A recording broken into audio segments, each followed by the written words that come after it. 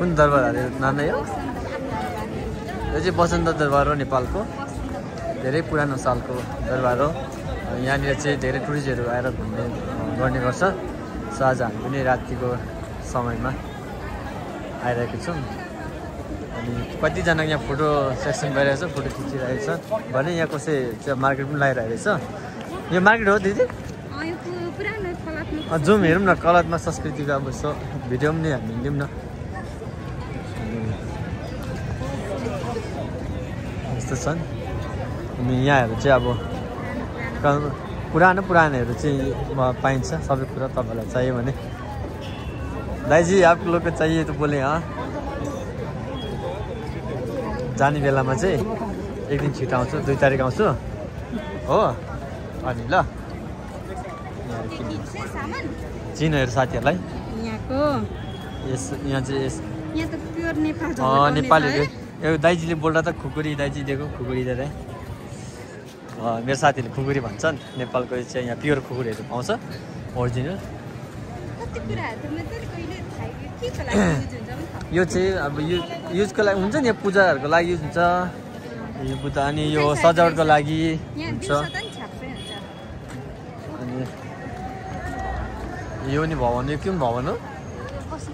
यो बसन्तपुर दरबार भवन हो। अनि यो चाहिँ नयाँ सायद यो नयाँ होला। अनि यो चाहिँ पुरानो हो, यो चाहिँ पहिले नै बनाएको हो। अनि हामी के अगाडि गएर फेरि पनि गइरहेको छौँ।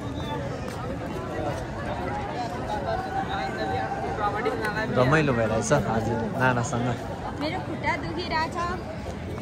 खुट्टा दुख्दा केही हुँदैन अलिअलि।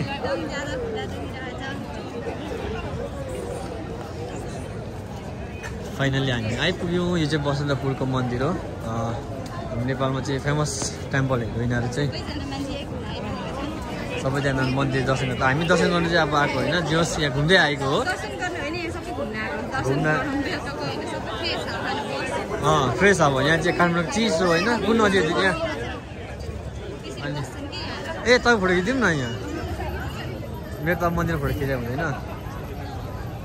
अनि यहाँ हामी भिडियो बनाइरहेछौँ।